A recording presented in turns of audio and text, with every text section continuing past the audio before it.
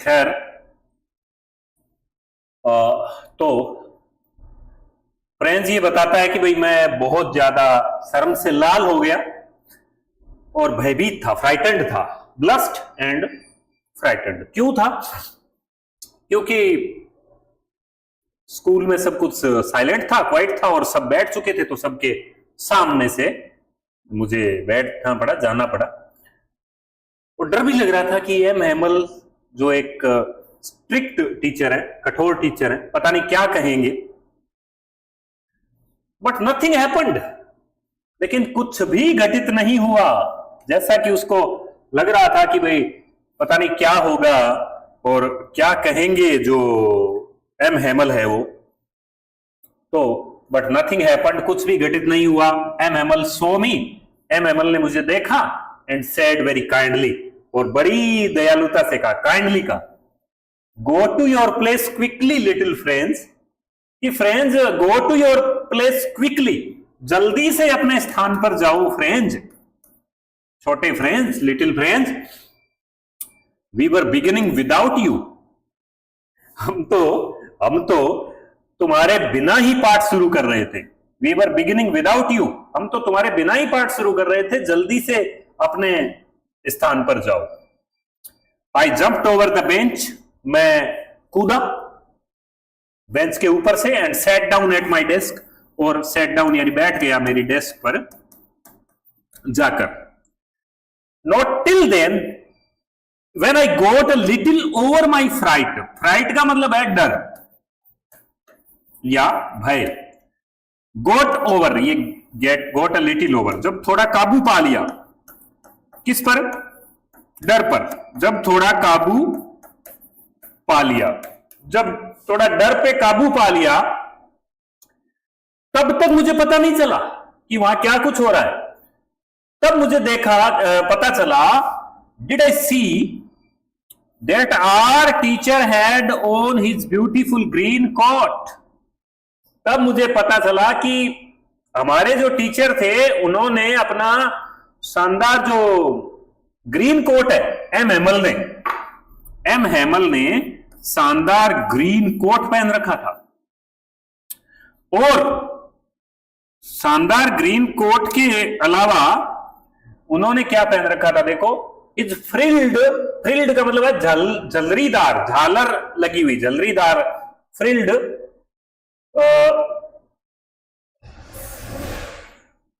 Shirt, frilled shirt, and the little black silk cape. Frilled shirt, frilled का मतलब झलरीदार, झालर लगी हुई, और लिटिल ब्लैक सिल्क कैप, छोटी सिल्क की रेशमी टोपी, ऑल एम्ब्रॉयडर्ड, ये इंपॉर्टेंट वर्ड देखो, एम्ब्रॉयडर्ड, कढ़ाई की हुई। ये जो वस्त्र थे, कपड़े थे, क्लॉथ्स थे, उनको पुराने टाइम के एम्ब्रॉयडरी की हुई थी, कढ़ाई की हुई थी, कसीदाकारी भी कहते हैं इनको। अच्छा, वो कपड़े जो ग्रीन कोट है, ब्लैक सिल्क केप है, दैट ही नेवर वोर except on inspection and price days. जो नेवर वोर, वो कभी नहीं पहनते थे, वो जो विशेष कपड़े थे, क्लोथ्स थे, एक्सेप्ट, एक्सेप्ट यानी के सिवाय, के सिवाय, एक्सेप्ट। और ये वोकेबलरी में आपको थोड़ी डिटेल से चीजें बताएंगे, शब्द भंडार मीनिंग जब लिखाएंगे तो। वो नहीं पहनते थे, दैट ही नेवर वोर एक्सेप्ट ऑन इंस्पेक्शन, इंस्पेक्शन का मतलब जांच, एंड प्राइस डेज, या फिर प्राइस डेज, पुरस्कार वितरण के दिन। प्राइस डेज और पुरस्कार वितरण के दिन, प्राइस डेज और इंस्पेक्शन के अलावा वो जो कपड़े थे आपके, कौन से, ग्रीन कोट और ब्लैक सिल्क कैप, ये एम्ब्रॉयडर जो वेशभूषा थी, क्लॉथ्स थे, वो उनको नहीं पहनते थे। वो उनको विशेष मौकों पर ही पहनते थे। कब? या तो कोई इंस्पेक्शन होने वाला होता, जांच कोई ऊपर से आने वाली होती, या स्कूल में प्राइस डेज, कोई एनुअल फंक्शन वगैरह होता, तो ही वो पहनते थे। देखो क्या क्या चेंजेस है स्कूल के अंदर। स्कूल स्टिल है, क्वाइट है, there is no hustle and bustle, no noise, nothing, no kind of noise can be heard. ये सब सारी बातें हो गई, स्कूल शांत है। और साथ में एम हेमल जो टीचर हैं, एम हेमल, वो स्पेशल ड्रेस पहने हुए हैं, स्पेशल क्लोथ्स पहने हुए हैं, वो क्लोथ्स जो वो कभी नहीं पहनते थे इंस्पेक्शन और प्राइस डेज के अतिरिक्त। या तो वो प्राइस डेज वाले दिन पहनते थे या फिर इंस्पेक्शन के दिन। इसके अलावा बिसाइड्स, इसके अतिरिक्त, बिसाइड्स यानी इसके अतिरिक्त, द होल स्कूल, पूरा का पूरा जो स्कूल है, पूरी जो स्कूल है वो सीम्ड सो स्ट्रेंज। सारी स्कूल जो है वो सीम्ड यानी लग रही थी, लग रही थी, लगती थी। सारी स्कूल स्ट्रेंज लग रही थी, विचित्र, अजीब, अजीब लग रही थी। सारा स्कूल अजीब लग रहा था। The whole school seemed so strange and solemn, solemn, solemn यानी गंभीर। बड़ा जो वहां पर जो माहौल था वो बिल्कुल एकदम सीरियस था, सोलम था। But the thing that surprise me most, लेकिन जिस चीज से मुझे सबसे ज्यादा सरप्राइज हुआ, जिस चीज से मुझे सबसे ज्यादा आश्चर्य हुआ, सरप्राइज देने वाली चीज क्या थी? The thing that surprise me the most, सबसे ज्यादा मुझे जिस चीज से आश्चर्य हुआ वो था on the back benches that were always empty, कि जो बैक बेंचेस थी रूम की, क्लासरूम की, जो हमेशा एम्प्टी यानी खाली रहती थी, वहां पर कोई नहीं बैठता था, पीछे वाली जो बेंचेस थी उनपे, वहां पर the village people sitting quietly, quietly से, शांति से, शांति से वहां पर गांव के लोग बैठे थे, शांति से वहां पर गांव के लोग बैठे थे, लाइक आवरसेल्व्स, हमारी तरह ही। जैसे हम बैठे थे शांति से, वैसे ही हमारी तरह ही कुछ गांव वाले बैठे थे। कौन थे? ओल्ड होसर। कौन थे गांव वाले?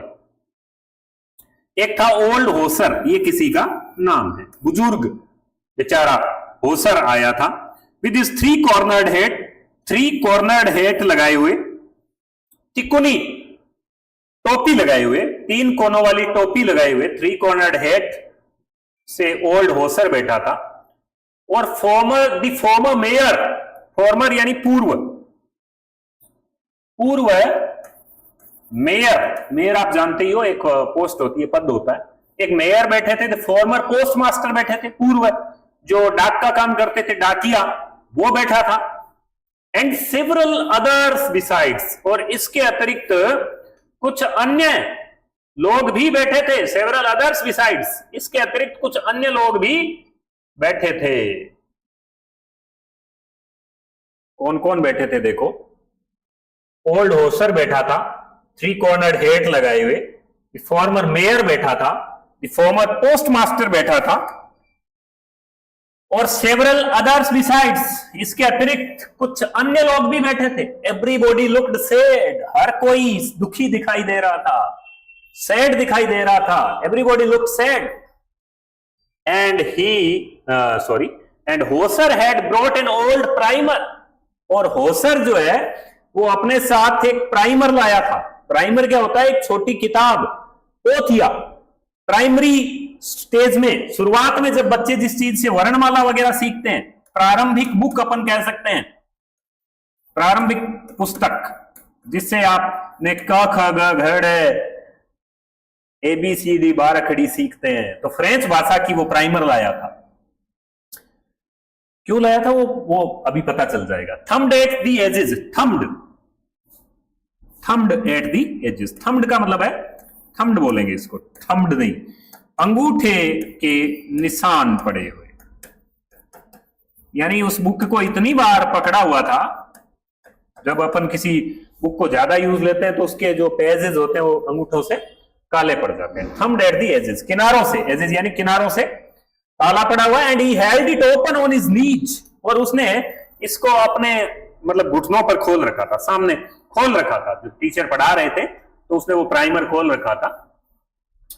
विद इज ग्रेट स्पेक्टेकल्स, और अपनी ग्रेट स्पेक्टेकल्स यानी जो चश्मा, बड़ी बड़ी चश्मा जो थी, वो लाइंग अक्रॉस द पेजेस, उससे पेजों के आर पार देख रहा था, पेजों पर नजर डाल रहा था। लाइंग अक्रॉस दी पेजेस, पेजों पर देख रहा था। तो ये देखो, ये इसमें चित्र में आपको रेखा चित्र जो बनाया है इसने, इसमें दिख रहा होगा कौन है ये, कौन लाया, होसर लाया है। तो होसर को देखिए आप, ये होसर है और ये प्राइमर इसने खोल रखा है ये, और प्राइमर से, प्राइमर में वर्णमाला है फ्रेंच भाषा की, एबीसीडी है फ्रेंच भाषा की, मतलब कैटेगरी है फ्रेंच भाषा के, क्योंकि मदर टंग है ना, मातृभाषा से प्यार है। तो ये, और ये सब बैठे थे। तो क्या क्या चेंजेस आ गए, स्कूल स्टिल है, साइलेंट है। एम हेमल जो है वो अपनी स्पेशल ड्रेस में है, जो इंस्पेक्शन और प्राइस डेज के सिवाय वो कभी पहनते नहीं है। और साथ में विलेज पीपल जो है, ओल्ड होसर है, फॉर्मर मेयर है, फॉर्मर पोस्ट मास्टर है, ये सारे लोग जो है वो वहां पर बैठे हैं, और होसर तो प्राइमर भी लाया। While I was wondering about it all, जब मैं इन सब चीजों के बारे में, वंडरिंग का मतलब, वंडर का मतलब वैसे आश्चर्य होता है, लेकिन यहां पर है सोच रहा था। वंडर का मतलब सोचना भी होता है, विचार कर रहा था। जब मैं इन सब चीजों के बारे में सोच रहा था, while यानी जब, इन सब चीजों के, about it all, इन सब चीजों के बारे में जब सोच रहा था कि यार ये हो क्या रहा है आज ये मामला क्या है, क्योंकि अभी तक इसको पता नहीं है ना दरअसल में क्या हुआ है। क्यों स्कूल इतना सोलम, सैड, गंभीर, सीरियस, और इतना जो है वो है स्टिल, शांत, स्थिर, क्वाइट, क्यों जो है वो एम हेमल ने स्पेशल ड्रेस पहन रखी है, ग्रीन कोट, फ्रिल्ड शर्ट, है ना, और क्यों विलेज पीपल जो है वो बैठे हैं रूम के बैक बेंचेस में। तब मैं इन सब चीजों के बारे में जब मैं सोच रहा था, एम हेमल माउंटेड, माउंटेड का मतलब चढ़े, सवार हुए, बैठे, हिज चेयर, अपनी कुर्सी पर बैठे, and in the same grave and gentle tone, और सेम, उसी गंभीर और सभ्य आवाज में, उसी गंभीर और सभ्य लहजा, tone, which he had used to me, जो टोन, जो लहजा एम हेमल ने मेरे लिए प्रयोग किया था ना, जब मैं एंटर किया था, फ्रेंड्स जब एंटर किया था, फ्रेंड्स जब प्रवेश करा था फ्रेंड्स ने कक्षा में, तब एम हेमल ने कहा था ना कि भाई फ्रेंड्स गो टू योर, मतलब सीट क्विकली, अपनी प्लेस क्विकली, अपने स्थान पर जल्दी जाओ, हम तो तुम्हारे बिना ही शुरू कर रहे थे, we were beginning without you. जिस ग्रेव एंड जेंटल, गंभीर और सभ्य, विनम्र लहजे में, टोन में जो मेरे से बात की थी, ठीक उसी लहजे में उन्होंने कहा। क्या कहा, ये वेरी इंपॉर्टेंट है, उन्होंने जो अब कहा, उन्होंने क्या कहा, उन्होंने कहा माई चिल्ड्रन, मेरे बच्चों, my children, this is the last lesson I shall give you, कि मेरे बच्चों ये लास्ट लेसन है जो मैं आपको देने वाला हूं। This is the last lesson which I shall give you, ये लास्ट लेसन है जो मैं आपको पढ़ाने वाला हूं, जो मैं आपको देने वाला हूं, ये मेरा अंतिम पाठ है। अंतिम पाठ है, कैसे, क्या हो गया, आगे बताया उन्होंने। The order has come from Berlin, very important, as it is, इसको याद कर लेना। The order has come from Berlin, Berlin से आदेश आ चुका है। क्या है बर्लिन भाई, बर्लिन जो है वो जर्मनी की कैपिटल है, कैपिटल सिटी ऑफ जर्मनी। तो चूंकि अब उन पर, फ्रांस की राजधानी पेरिस है, फ्रांस की राजधानी पेरिस, जो हमारे ऊपर शासन राजधानियों से होता है, तो राजधानी अब जो है वो फ्रांस की जो पेरिस थी, लेकिन अल्सेक और लोरेन जो जिले हैं उनकी अब राजधानी कौन सी होगी, बर्लिन, क्योंकि अल्सेक और लॉरेन जिले किसके कब्जे में आ गए? फ्रांस के। तो फ्रांस से सॉरी उससे बर्लिन से ऑर्डर आ चुका है, बर्लिन से the order has come from Berlin to teach only German. क्या? टू टीच ओनली जर्मन, कि सिर्फ जर्मन पढ़ाई जाएगी। जर्मन पढ़ाने के लिए in the schools of Alsace and Lorraine, Alsace और लोरेन की स्कूलों में जर्मन पढ़ाने के लिए आदेश आ चुका है। यानी मेरा लास्ट लेसन है, मैमल ने कहा this is the last lesson I shall give you, क्योंकि order has come from Berlin, Berlin से आदेश आ गया है, ओनली जर्मन पढ़ानी है। कहां पर? स्कूल्स ऑफ अल्सेक एंड लोरेन में। टीच का मतलब पढ़ाना, सिखाना।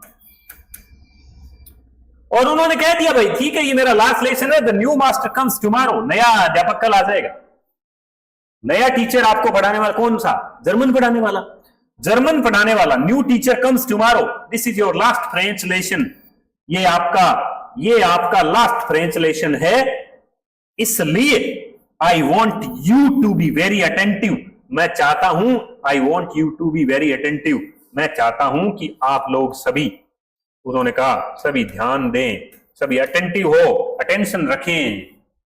ये उन्होंने कहा कि ये मेरा लास्ट लेसन है, नया अध्यापक आपको जर्मन पढ़ाएगा, क्योंकि फ्रांस के अंदर यानी जो अल्सेक और लोरेन है उन पर कब्जा हो चुका है जर्मनी का, पर्शिया का, और नया टीचर कल आ जाएगा। ये मेरा लास्ट लेसन है आप लोग, मैं चाहता हूं जो टीचर अब ये कहे, जो आपको रेगुलर पढ़ा रहे हैं, जो टीचर जिससे आपका अटैचमेंट है, टीचर अचानक एक दिन आके कह दे कि ये मेरा लास्ट लेसन है, और टीचर का लास्ट लेसन तो है ही है, साथ में आपकी मातृभाषा जिससे आपको प्रेम है, मदर टंग, उसका भी लास्ट लेसन है, तो क्या होगा? आपको क्या लगेगा? फ्रेंच को कैसा लगा? फ्रेंच ने कहा, क्या कहा? What a thunderclap these words were to me. Thunderclap, बिजली की कड़कड़ाहट के समान, मेरे लिए तो मानो बिजली कड़की। What a thunderclap these words were to me. ये जो शब्द थे कि ये लास्ट लेसन है, जर्मन पढ़ाई जाएगी, फ्रेंच का लास्ट लेसन है, ये मेरे लिए what a thunderclap these words were to me, मेरे लिए ये बिजली कड़कने के समान थे। यानी अचानक एक सैड शॉकिंग, मतलब यार ये क्या हुआ, और अब पता चल गया, ओ द रैचिज, अरे रैचिज, दुष्टों ने, बदमाशों ने, दैट वॉज वॉट, तो ये वो था जो उन दुष्टों ने, दैट वॉज वॉट, ये वो था जो उन दुष्टों ने, that had put up at the town hall, जो उन्होंने टाउन हॉल में लगा दिया था। यानी वो अब बात समझ में आई है कि वो जब भागता हुआ आ रहा था ना, तो बुलेटिन बोर्ड पर उन्होंने क्या लगा रखा था, बुलेटिन बोर्ड पे जो उन्होंने लगाया था वो बात अब समझ में आई है। तो प्रश्न सीधा आ जाएगा, वो बुलेटिन बोर्ड पे क्या लगाया हुआ? तो ये ऑर्डर लगाया हुआ था कि जर्मनी से ऑर्डर आया था, बर्लिन से, बर्लिन कैपिटल सिटी से, to teach only German in the school of Alsace and Lorraine. अब उसके मतलब भावनाएं, इमोशंस, कि अरे यार माय लास्ट फ्रेंच लेसन, ये मेरा अंतिम फ्रेंच लेसन है, why I hardly knew how to right,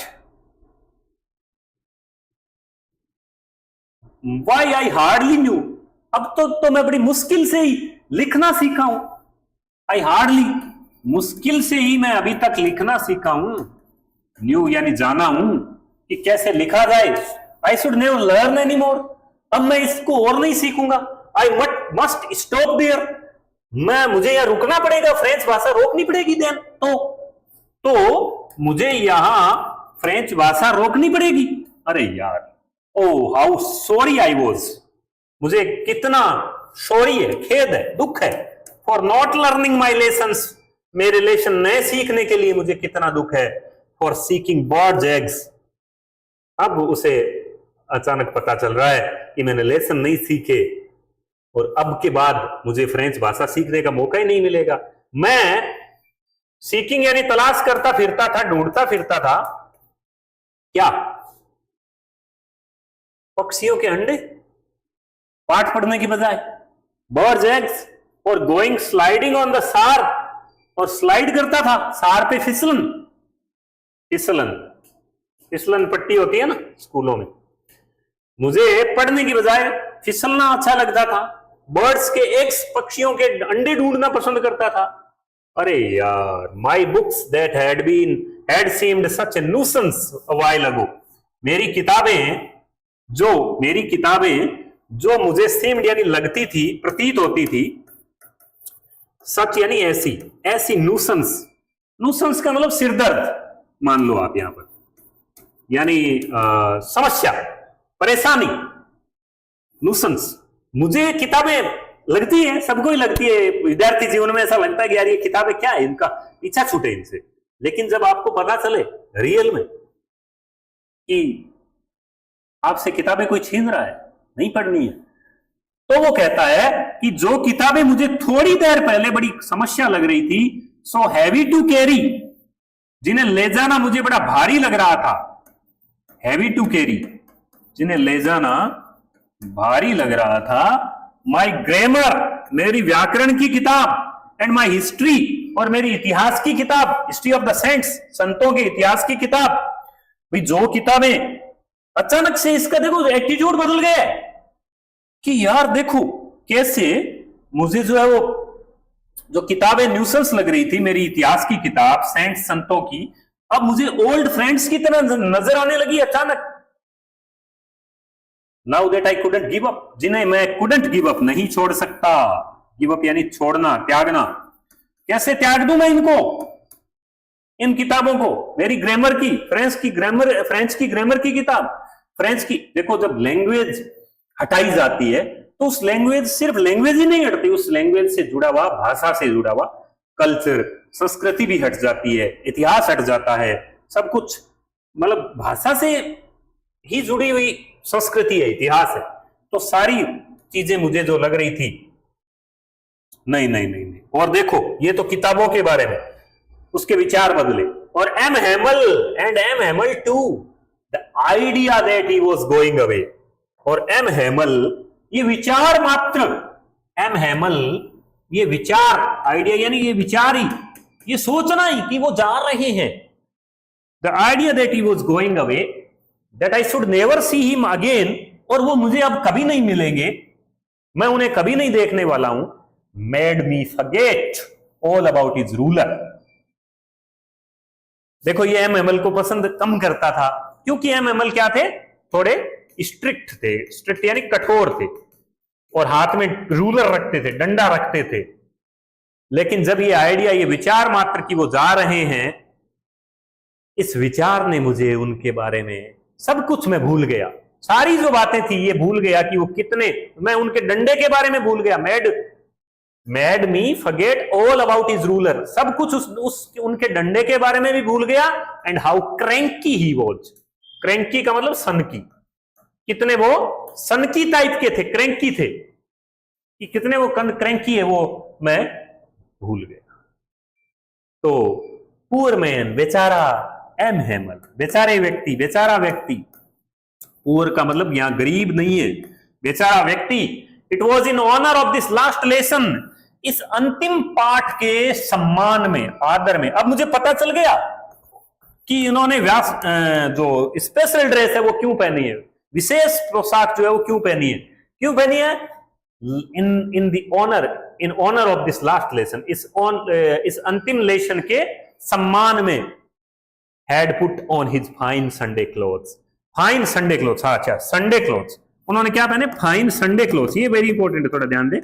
Sunday clothes, Sunday clothes का मतलब रविवार वाले कपड़े, हाँ ये तो इसका हिंदी अनुवाद हुआ, रविवार वाले कपड़े। रविवार वाले कपड़े नहीं, भावार्थ क्या है, भावार्थ है कि संडे क्लोथ्स कहते हैं सबसे बढ़िया जो किसी के पास कपड़े हो, सबसे उत्तम कपड़े, सबसे बेस्ट ड्रेस जो आपके पास उपलब्ध है, उनको फाइन संडे क्लोथ्स कह सकते हैं। ठीक है, चर्च वगैरह जाते हैं ना संडे को, चर्च जाते हैं संडे को प्रार्थना करने, प्रेयर करने, तो जो क्रिश्चियन लोग होते हैं या जो चर्च जाते हैं वो अपने बेस्ट अवेलेबल क्लॉथ्स पहनते हैं, बेस्ट उपलब्ध कपड़े पहनते हैं। तो अब समझ आ गया, it was in honour of this last lesson that he had put on his fine Sunday clothes. तो अब समझ में आ गया कि इस लास्ट लेसन के सम्मान में, अंतिम लेसन के सम्मान के अंदर इन्होंने जो है वो ये संडे क्लॉथ्स पहने थे।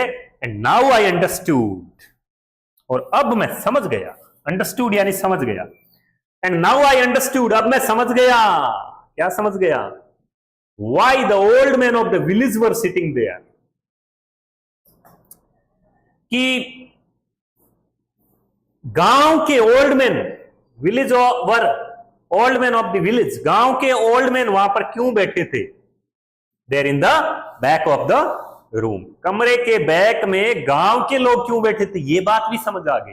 प्रश्न आ सकता है, क्वेश्चन आएगा, क्यों बैठे थे, इट वॉज बिकॉज, ऐसा इसलिए था, इट वॉज बिकॉज, क्योंकि दे वर सॉरी टू, उन्हें भी मलाल था, उन्हें भी खेद था, उन्हें भी पश्चाताप था, उन्हें भी दुख था, that they had not gone to school more, कि वो ज्यादा स्कूल नहीं गए थे, ज्यादा समय तक स्कूल नहीं जा पाए थे ज्यादा।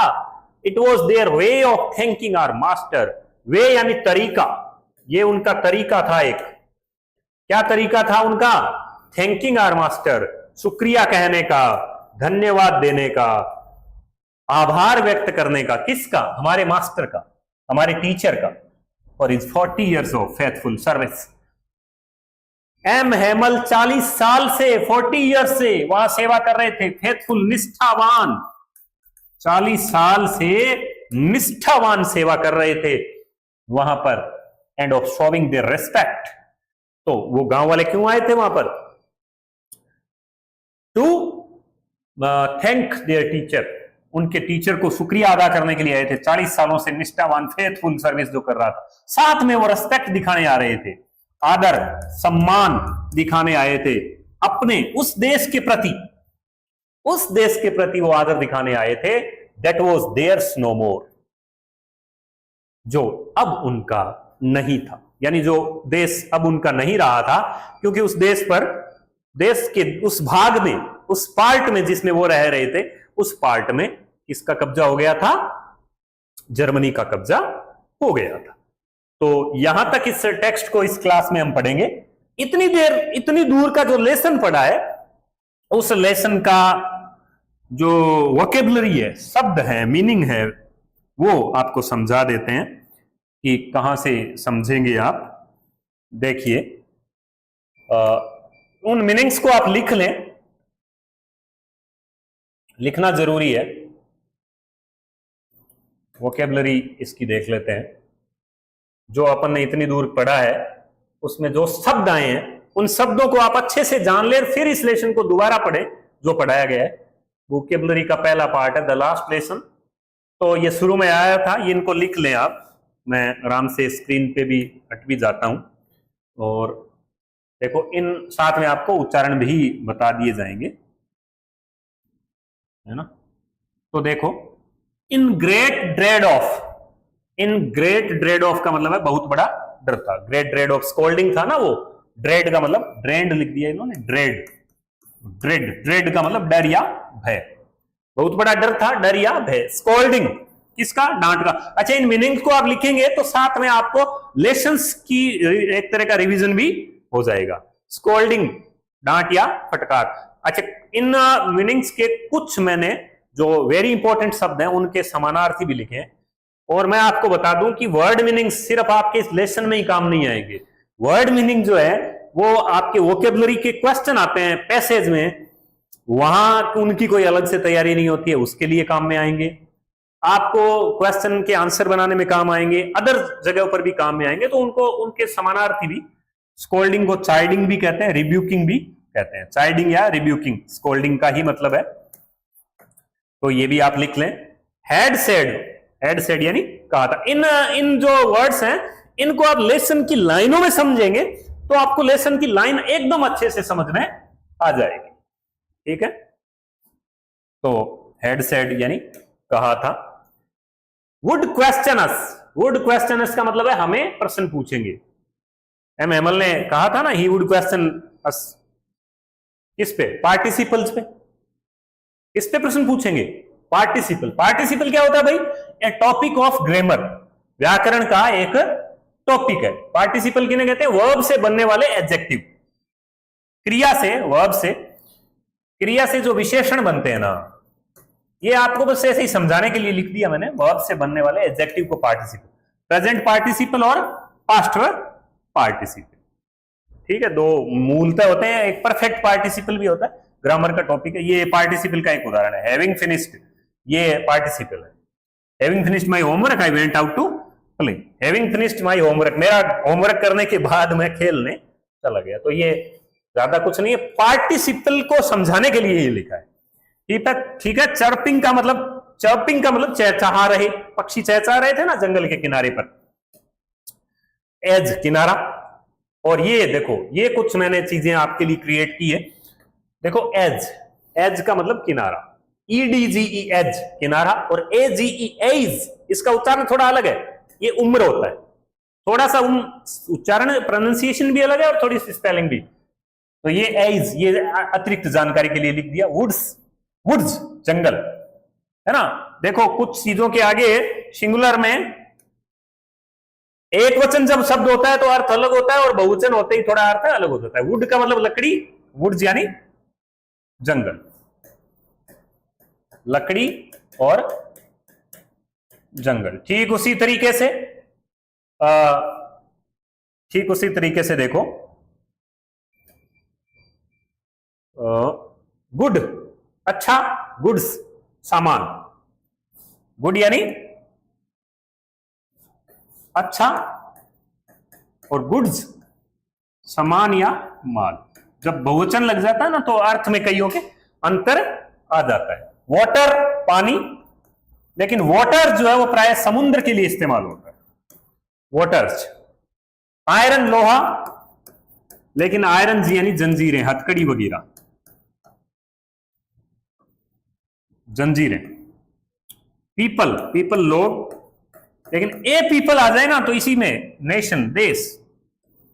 पीपल लोग, लेकिन ए पीपल, ए पीपल मतलब अ पीपल। ठीक है, एक वर्ड आया था पार्ट में, सोमिल। सोमिल क्या होती है भाई? सोमिल यानी आरा मशीन, लकड़ी चीरने वाली मशीन, आरा मशीन का कारखाना। लेकिन ध्यान रखें आप, ये सो, ये वाला सो नहीं है। सी देखना वर्ब है, सो देखा सेकंड फॉर्म, सीन इसकी थर्ड फॉर्म। ठीक है, तो ये सो तो वो इस सी की सेकंड फॉर्म है, पास्ट फॉर्म है। ठीक है, सो मिल आरा मशीन, लेकिन सो लकड़ी वगैरह चीरना वर्ब के रूप में अलग होती है। सो का अर्थ होता है लकड़ी वगैरह चीरना, और सो यानी आरी, ये अलग। सोल्जर्स, सोल्जर सैनिक, फौजी जानते हैं, लेकिन इससे मिलता जुलता एक वर्ड है शोल्डर, कंधा। ये शोल्डर है, ये सोल्जर है। स्पेलिंग में अंतर देखें, सोल्जर वहां ड्रिल कर रहे थे। एक शोल्डर वर्ड भी होता है। शोल्डर का मतलब क्या होता है? SOLDER, शोल्डर, एक धातु को दूसरी धातु से जोड़ना। टेम्पटिंग ये वर्ड आया था, जिसको इंटाइसिंग भी कहते हैं। टेम्पटिंग का मतलब इंटाइसिंग, एक ही मतलब है टेम्पटिंग और इंटाइसिंग। टेम्पटिंग यानी आकर्षक या लुभावना। पाठ में क्या आकर्षक लग रहा था उसे? लुभावना। जो बर्ड सर्पिंग कर रहे थे, सोल्जर्स वगैरह ड्रिल कर रहे थे, वो उसको टेम्पटिंग लग रहा था। और ड्रिलिंग यानी अभ्यास कर रहे, सैनिक परेड कर रहे थे। ठीक है, स्ट्रेंथ ताकत होती है। रिजिस्ट नियंत्रण करना, तो वो कहता है ना भैया मेरे अंदर रिजिस्ट करने की ताकत थी कि मैं इनको रिजिस्ट कर लूं। हरिड ऑफ यानी जल्दी से भाग गया, हरिड ऑफ, जल्दी से भाग गया। टाउन हॉल क्या होता है? सार्वजनिक भवन या सामुदायिक भवन। ये टाउन हॉल में बुलेटिन बोर्ड था, bulletin board in front of, सामने, उसके सामने क्राउड थी, भीड़ थी, और बुलेटिन बोर्ड होता है सूचना बोर्ड। तो ये आप लिख सकते हैं, इसको आराम से आप वीडियो रोक के लिख लें। बैटल युद्ध होता है। और ये मैंने बताया था द ड्राफ्ट, ड्राफ्ट जो है वो सेना में भर्ती होने का आदेश, यहां इसका मीनिंग है ड्राफ्ट का, सेना में भर्ती होने का आदेश। कमांडिंग ऑफिसर के ऑर्डर आते थे सीओ, सीओ बोलते हैं ना सेना अधिकारी, सैन्य अधिकारी। कुछ मैंने लाइनिंग भी लिखी है, थॉट टू माई सेल्फ, मन ही मन सोचना, थॉट टू माई सेल्फ, मन ही मन सोचा। वॉक्टर, वो उसने ब्लैक स्मिथ जो था वॉक्टर, उसने कहा था ना भाई don't go so fast bub, don't go so fast bub, school मत जाओ इतनी जल्दी से, अभी you have plenty of, you will get to your school in plenty of time. Apprentice, किसी के अधीन काम सीखने वाला अप्रेंटिस होता है, बता ही दिया था आपको। ट्रेनी कहते हैं इसको, अप्रेंटिस का मतलब ट्रेनी, ठीक है। ये ट्रेनी और अप्रेंटिस एक ही है। बब बॉय, बब बता दिया छोरे, बब, बब यानी बॉय, छोरे, ट्रेनी ये अप्रेंटिस है। वॉक्टर उस ब्लैक स्मिथ का नाम है। कौन था? ब्लैक स्मिथ, वो जो लुहार, लोहे का काम करने वाला जो था। इन प्लेंटी ऑफ टाइम का क्या मतलब होता है भाई? उसने कहा था ना इन प्लेंटी ऑफ टाइम, खूब सारा समय अभी तुम्हारे पास है, पड़ा है, खूब सारा टाइम पड़ा है।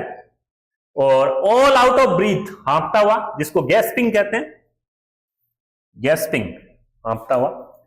यूजुअली यानी सामान्यतया, तो यूजुअली सामान्यतः। अ ग्रेट बसल, बसल, बसल यानी अत्यधिक हल्ला गुल्ला, शोर होता था ना स्कूल जब शुरू होती थी, बताता है फ्रेंच, लेकिन ऐसा उस दिन नहीं था। कुड बी हर्ड, वो शोर सुनाई दे सकता था, कहां? गली में, गली में आराम से सुनाई दे सकता था। और unison, lessons repeated in unison, पाठ एक साथ, यूनिजन एक साथ में बच्चे रिपीट करते हुए। रूलर, फट्टा या डंडा, डंडा जो उसका एमएमएल का आयरन रूलर होता था। रैपिंग, थपथपाते हुए, थप थप करते हुए, थंपिंग बोलते हैं रैपिंग को भी, थंपिंग, ठीक है। और स्टिल, शांत या स्थिर। काउंटेड ऑन, ये वेरी इंपॉर्टेंट वर्ड है, काउंटेड ऑन यानी निर्भर, रिलाई ऑन, काउंटेड ऑन का मतलब रिलाई, रिलाई ऑन, निर्भर। डिपेंडेड भी होता है, डिपेंडेड यानी निर्भर था। कमोशन, हलचल, अफरा तफरी, वेरी इंपॉर्टेंट। वो कहता है ना भाई मैं तो डिपेंड था, काउंटेड ऑन था कि जो हल्ला गुल्ला है उसमें मैं घुस जाऊंगा। टेरिबल बहुत बार आता है, भयानक कहते हैं टेरिबल को, मतलब भयानक, उसका टेरिबल आयरन रूलर था। हॉरिबल भी कहते हैं। ब्लस्ड, शर्म से मुंह लाल हो गया, लज्जा से मुंह लाल हो गया।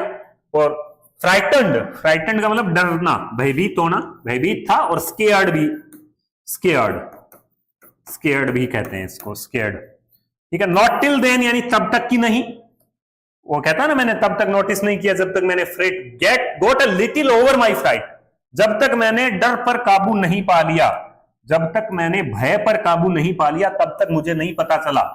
ये got a little over my fright, fright क्या होता है? भय। एम्ब्रॉयडर्ड, वो उसकी पोशाक थी, कढ़ाई की हुई, कसीदाकारी की हुई, ठीक है। और फिर है वोर यानी पहनते थे, ये पहनी हुई थी, वेयर की सेकंड फॉर्म है। एक्सेप्ट, ये थोड़ा देख लें, एक्सेप्ट के सिवाय। देखो एक होता है एक्सेप्ट, एक्सेप्ट यानी के सिवाय, जिसका मतलब अपार्ट फ्रॉम, के सिवाय।